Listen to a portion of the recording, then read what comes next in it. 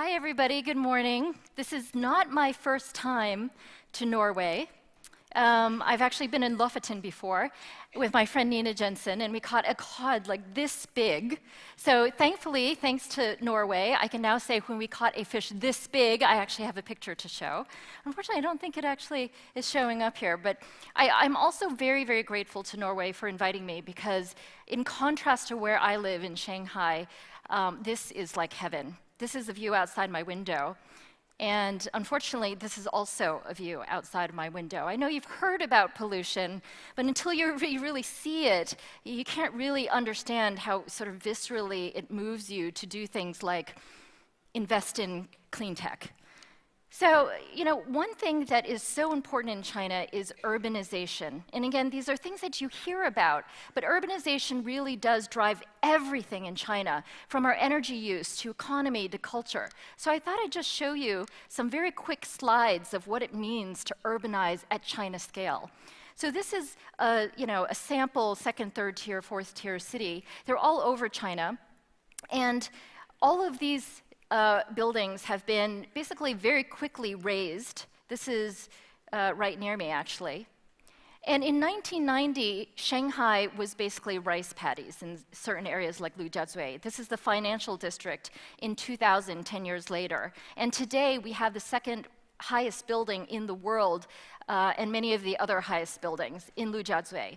This is the highway right next to where I live. So urbanization is something that in one generation or less, you can feel how it changes. And that's why everybody in China, even though there's so many bad things about living through pollution and food safety issues and all sorts of stuff, fundamentally we're very hopeful for the future because we know that we will have a better China, not in the way future, but in our lifetimes.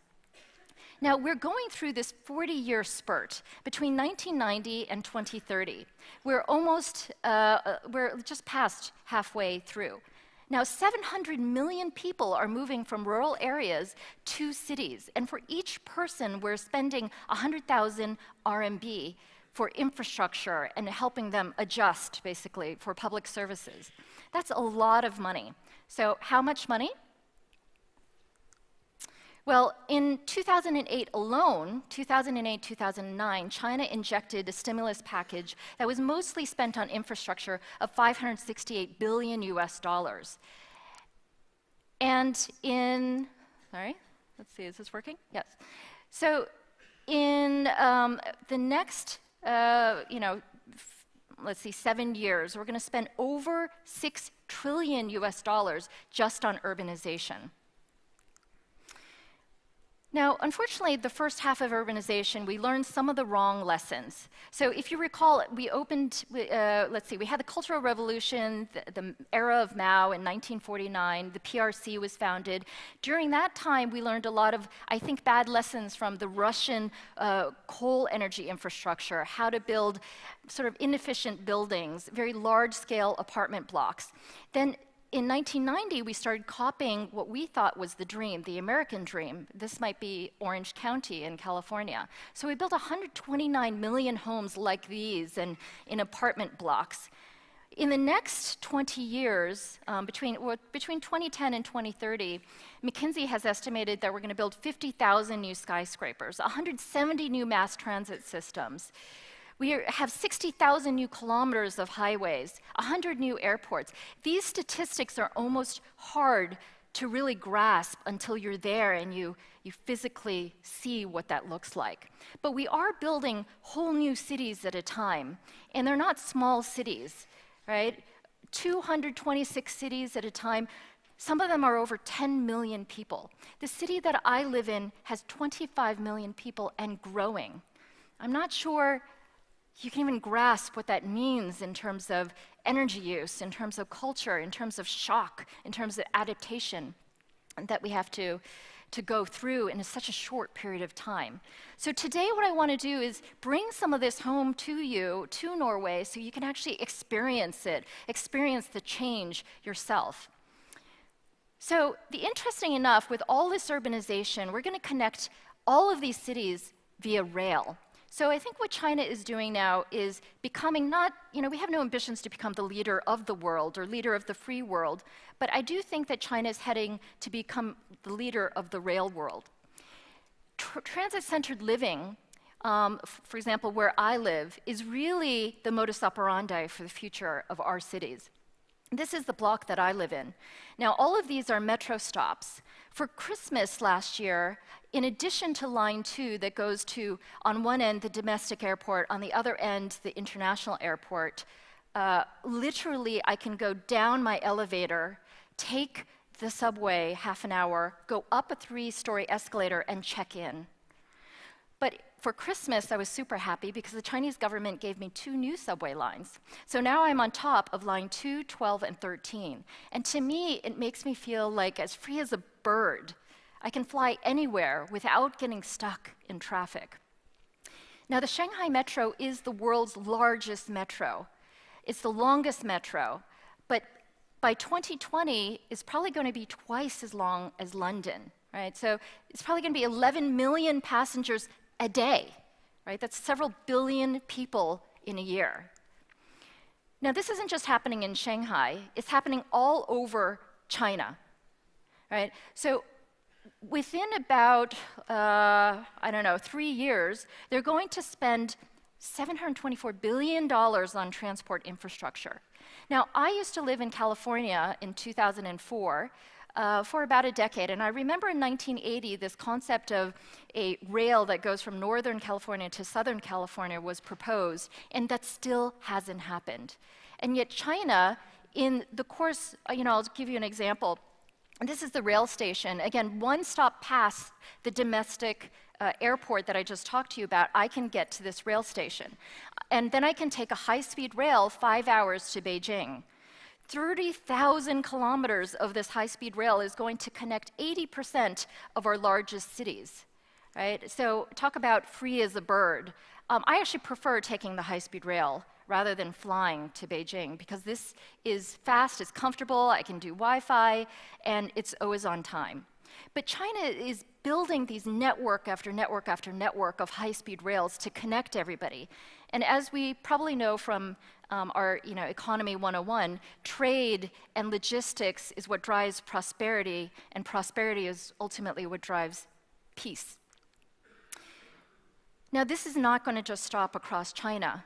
If you've heard of the One Belt, One Road, this is the 50-year vision of Xi Jinping to establish rail all across China through to King's Cross in London, to Madrid in Spain, to Belarus in Russia, and then maritime routes to Singapore, all the way down to Kenya.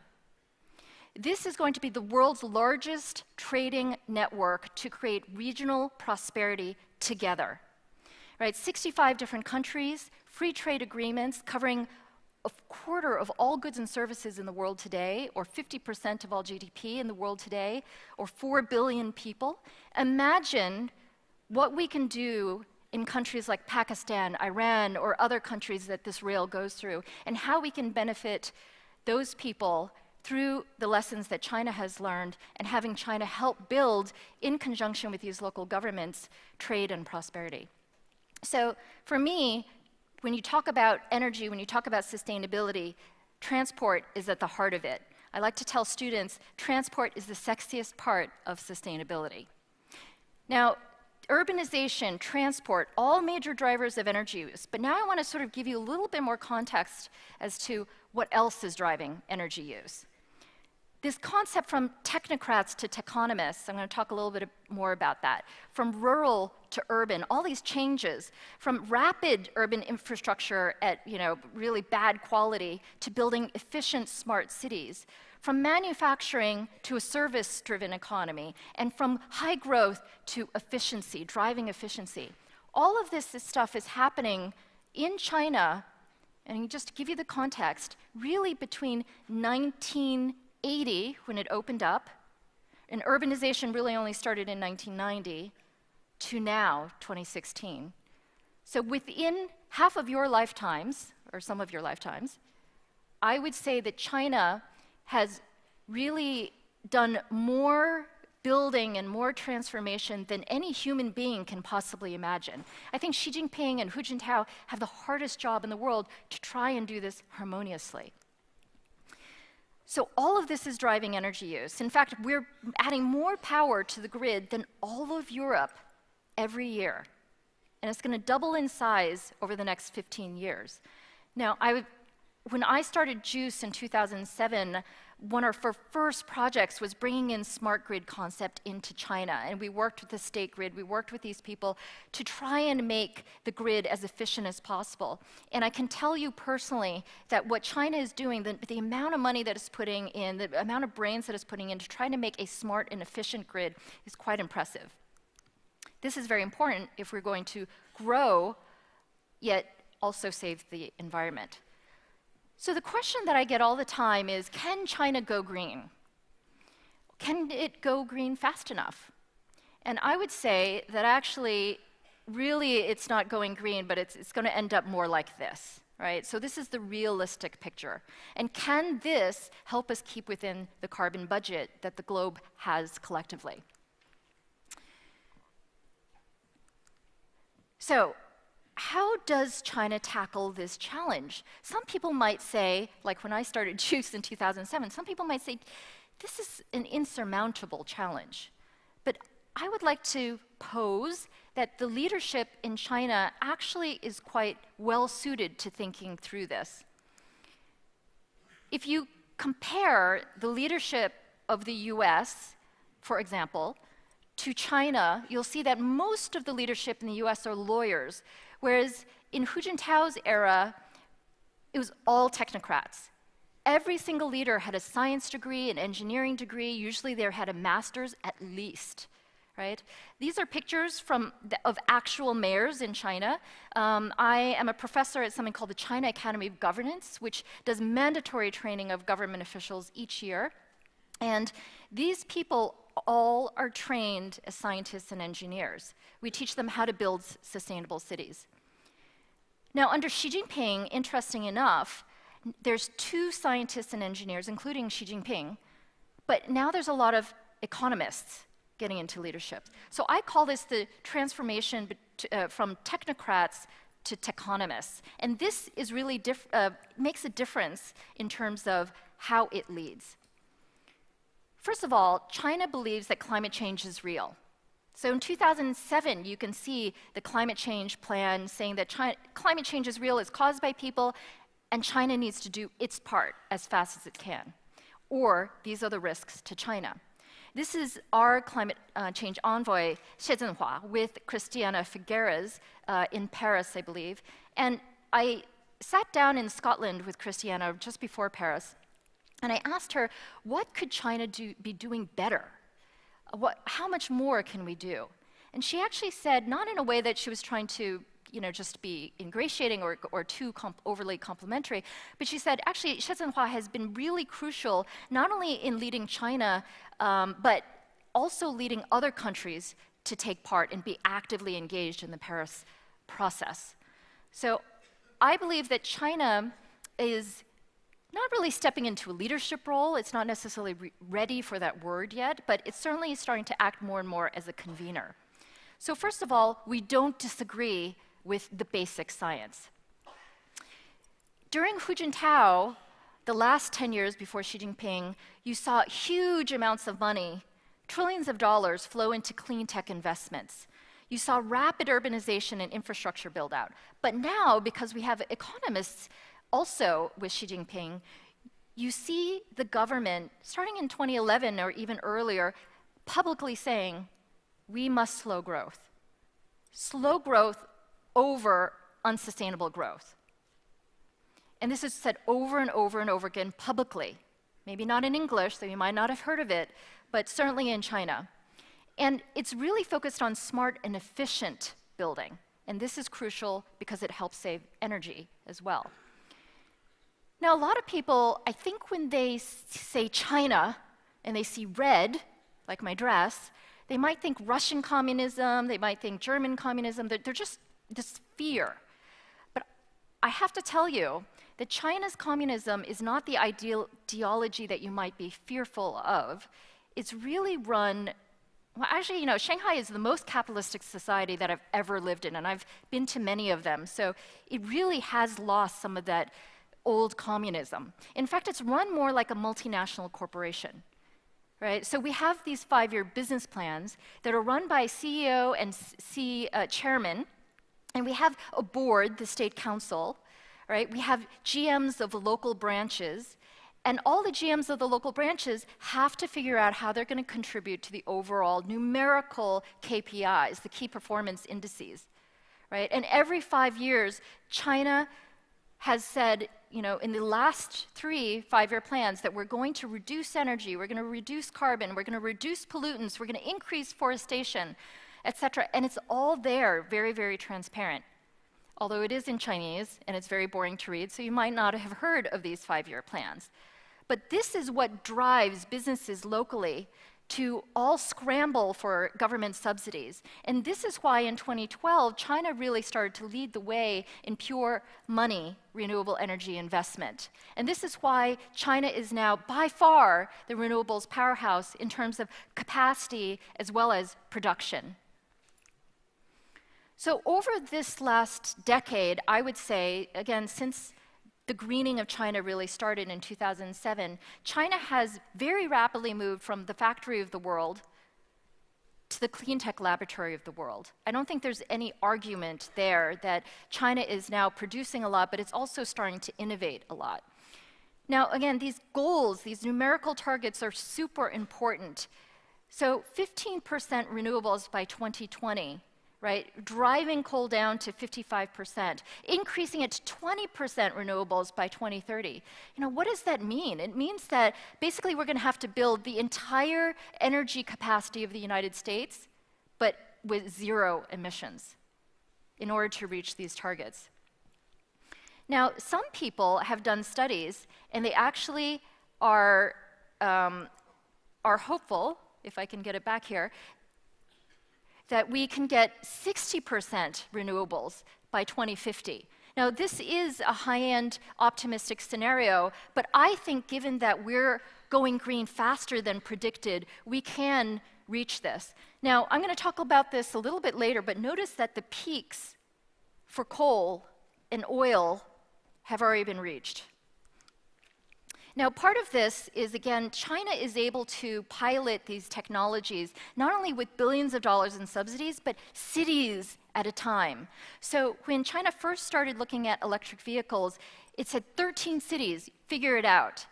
And it expects failure. Failure's good. A couple of them will succeed. And then hopefully that can be rolled out nationwide.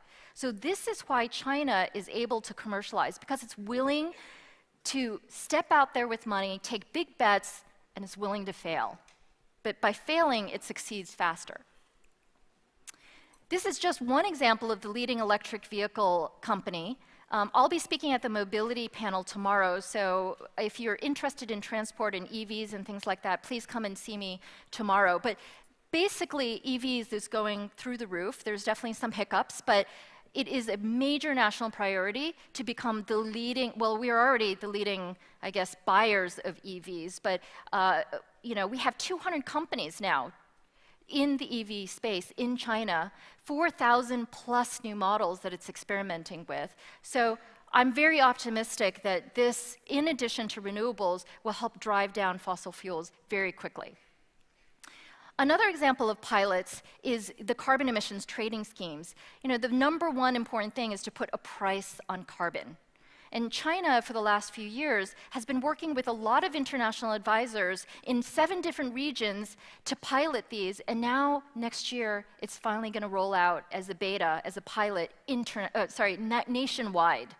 Right? I think it'll be full steam by 2020, but I think this fundamentally changes the equation. Now, of all these different types of technologies, I could go on, but really what China has been doing is not radically innovating. It doesn't really have that capability because we lost it all during the Cultural Revolution. But what it has been doing is tweak-evating and learning how to scale at giga scale, right? And that in itself is an IP. So it knows that it needs to develop this capacity for radical innovation. So what it's doing is it's probably on the 5th generation or iteration of 1,000 Talents program, where you in the audience, if you have a PhD, certainly in this field, but it could also be in law, it could be in any type of area that China is lacking. If you're a Nobel Prize winner, you're welcome as well in China. They will give you 1 million RMB. They will give you 4 to 5 million RMB in subsidies for your research. You can choose where to live. You will have a cushy job at an organization or government facility. We'll give your spouse a job. We'll guarantee your child admission and pay for that child's schooling. We'll give you housing and meals. So this, for 3 to 5 years. So this is its way of trying to build capacity with science, R&D at the basic level. So I think all of this means that China is rapidly turning from the chief polluter, which it still will be for years to come, but it will also be the chief solutions provider for the world, especially as the One Belt, One Road goes all the way, to Russia and down to Kenya. So what does it mean by developing with Chinese characteristics? Well, for me, I think what's going to happen is, China's looking for these low-cost sustainability solutions that are available now. So when I lecture to 50 or 60 mayors at a time, the thing that they're looking for is, well, I don't want to just know that white roofs help, with greenhouse gas emissions or global warming. We want to know who to paint that white roof for us tomorrow. They want to deploy it at giga scale, right? So a small development is 300,000 people in Nanjing, right? They want to do it at giga pace, right? Fast iterations. I think a secret, well, not I think, but I was told by the government that the secret to harmonious growth is their mandatory government training that I talked about. And this is an example of 12-day mandatory training each year. And we can scale these policies very quickly across China once they're developed. Now, unfortunately, I'm running out of time, so I will just say that another key is rapid policies. These are just look at the dates. These are all massive, massive policies. This is really important. In 2014, China raised a tax on gasoline and diesel, 16 cents on gasoline, and this goes directly to fight climate change. Upcoming, we're already talking about a true price on carbon. So the lesson here really is, we're not afraid of growing slowly or more slowly. 6.5 is still not that bad. But we don't want to stand still. So I think that's a lesson. I'm going to skip through what we're doing in Africa because I really want to talk about how we're decoupling energy and growth already. So this is very important. We have decoupled energy use and economic growth. And we already have a cap on coal, right? By 2014, we capped consumption. We have put an absolute number cap. The coal capacity now outstrips demand. So just a few months ago, they announced the closure of 30 large coal-fired power plants, equivalent to all the coal-fired power generation capacity of UK and Spain, closing down those plants in construction, right? That's just one closure announcement. There's more. Last year, we reached peak oil demand. Peak oil demand, and this is going to continue to drive downwards because we're going to have 20% more efficient logistics. We're going to have EVs. We've reached peak oil production in China already. Now, because prices of oil are so low, what's happening is China has a little blip in what we're buying up from more and more. Russia now is in the lead because of the new pipelines that we're building. But don't let that fool you. We're just filling up the oil reserves, okay? Unfortunately, I have run out of time, but this is the most important slide that I want to talk you through, which is because global oil demand will not rise above 95 million barrels per day, we will continue to drive down oil demand in China, and the oil price is very low. What I would suggest to all oil producers all around the globe is to have a divestment plan today, right? To figure out what other things that you can do with China. For example, soil is the new oil, right? Agriculture, improved food, improved diets. So don't keep losing money year on year, right? Look to China, work with the One Belt, One Road, and come up with solutions that will help us all race towards a more livable future. Thank you very much.